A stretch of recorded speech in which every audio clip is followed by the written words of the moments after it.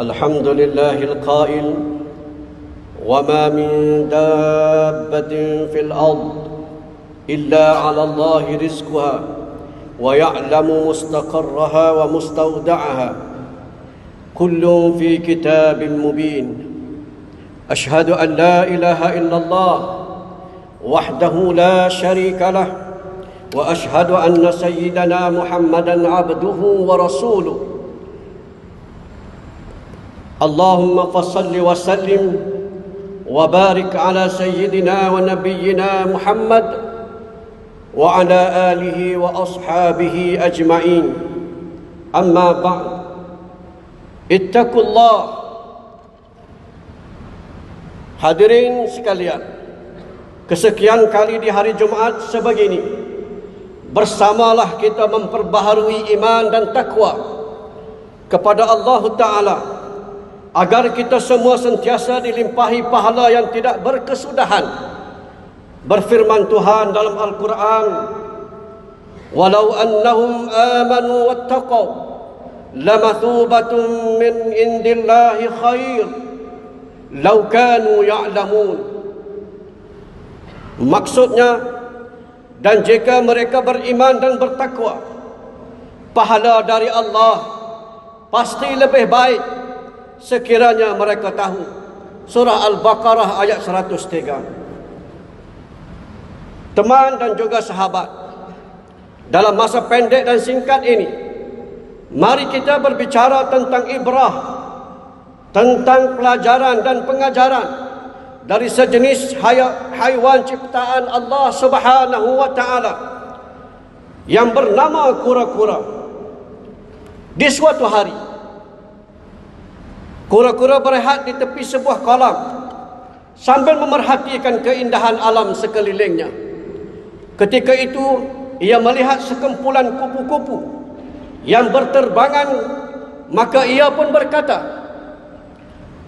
alangkah indahnya hidup kupu-kupu, seindah warnanya.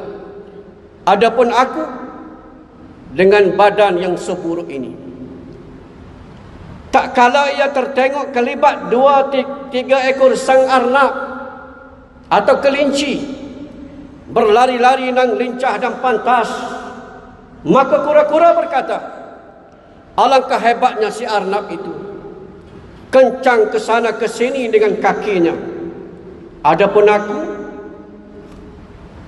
keluh sang kura-kura, apabila ia mendongak ke langit biru, terlihat ia akan sekawanan burung sedang berterbangan dengan bebas dan tinggi di udara. Maka bertambah sedih dirinya. Lalu ia berkata, alangkah gagahnya burung-burung itu bebas di angkasa, sedangkan aku dengan cangkang ataupun dengan cengkerang yang berat dan hodoh ini, beginilah nasibku kura-kura.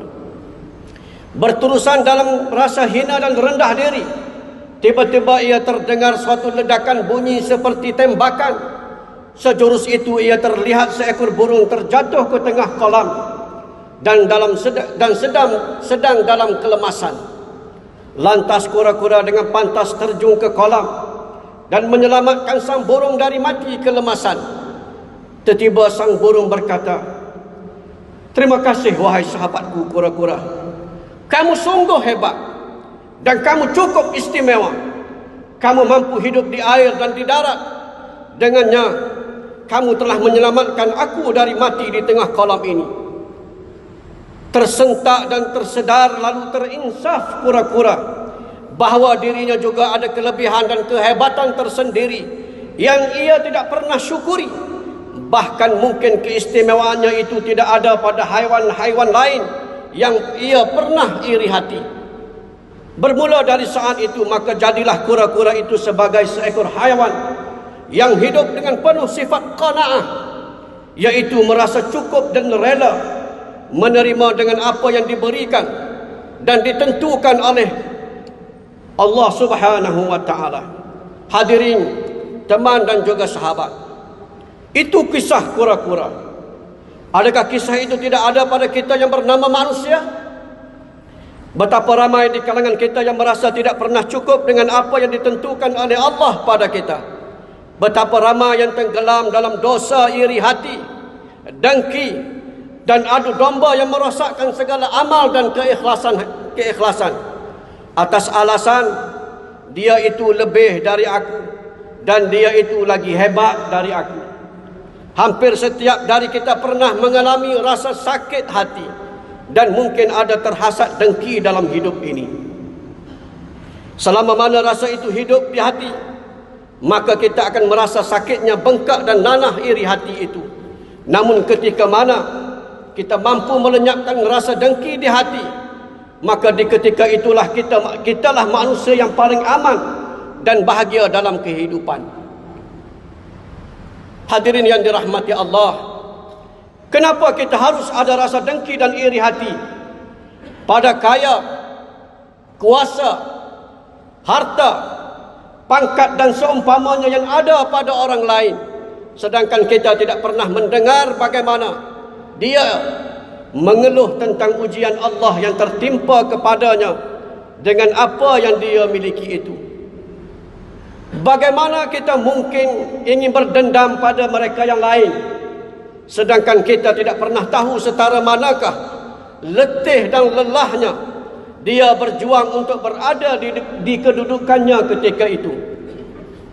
Andaikan itu tidak mampu mengubati hati kita untuk tidak merasa cukup, tidak merasa qanaah dan masih ingin terus dalam hidup berdengki, kesumat dan iri hati yang berpanjangan, maka coba bayangkan bagaimana orang yang kita dengki itu akan susahnya dia bersoal jawab di hadapan Allah di negeri akhirat nanti dengan segala kelebihan yang dia ada dalam kehidupan dunia ini.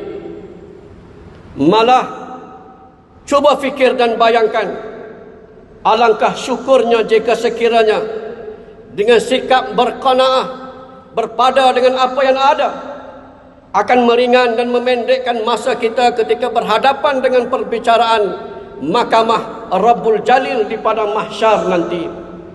Teman dan sahabat rakan sejemaat hari ini, mari kita belajar sedikit. Pertama, di ketika air yang sedikit telah dapat menyelamatkan kita dari haus yang bersangatan, maka tidaklah perlu untuk kita meminta air yang lebih banyak, kerana ia mungkin akan melemas dan menenggelamkan kita. Ambillah sekadar yang perlu dan jangan berlebih-lebihan. Firmanullah Ta'ala mengajarkan kita, wa kulu washrabu wa la tusrifu innahu la yuhibbul musrifin.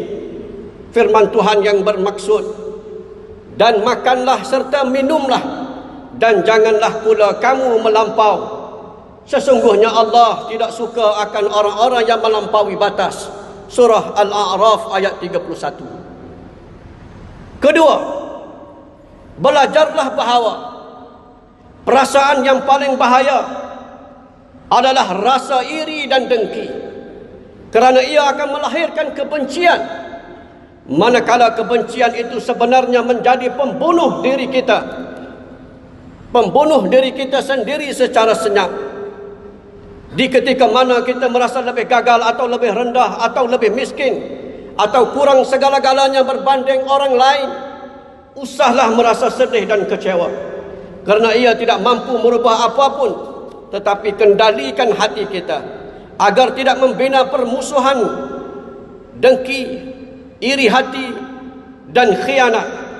Ingatlah, semakin banyak kita biarkan kedengkian dalam diri, nescaya Allah akan menarik rezekinya daripada kita. Adapun jika kita bersyukur dan berqanaah dengan apa yang Allah berikan, maka pasti Dia akan menggandakan rezekinya buat kita. Dalilnya Allah Subhanahu wa taala berfirman, wa itta'addana rabbukum la in syakartum la azidannakum wa la in kafartum inna adabi lasyadid. Firman Tuhan yang bermaksud, dan ingatlah ketika Tuhan kamu memberitahu, demi sesungguhnya jika kamu bersyukur, nescaya aku akan tambahi nikmatku kepada kamu, dan demi sesungguhnya jika kamu kufur, engkar, sesungguhnya adabku amatlah keras. Surah Ibrahim ayat 7.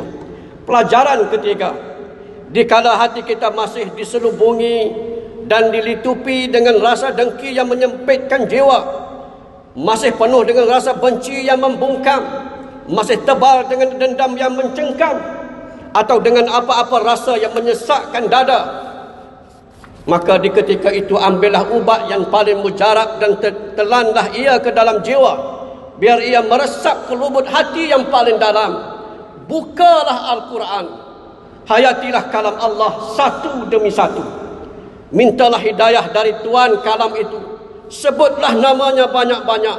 Berdoalah agar kalam-kalam tamak dan halabah dalam diri mampu terkambus dan terhapus dengan air mata keinsafan serta ketenangan, sebagaimana Allah Ta'ala berfirman, alladzina amanu wa tatma'innu qulubuhum bi dzikrillah, ala bi dzikrillah tatma'innul qulub. Maksudnya yaitu orang-orang yang beriman dan tenang tenteram hati mereka dengan zikrullah. Ketahuilah dengan zikrullah itu maka akan tenang dan tenteramlah hati manusia. Surah A'raf 2 ayat 28. Hadirin sekalian, semoga dengan kisah qanaah kura-kura, yaitu rasa berkecukupan, berpada dengan yang ada, menghargai dan bersyukur dengan pemberian dan ketetapan Allah, tidak bersikap iri hati dan dengki, tiada dendam dan benci di hati, mampu membahagiakan hidup kita di dunia, malah terselamat dan bersyurga kita di akhirat nanti. Barakallahu li wa lakum fil Qur'anil azim wa nafa'ani wa iyyakum bima fihi minal ayat wa zikril hakim wa taqabbala minni wa minkum tilawatah innahu huwas samiul alim.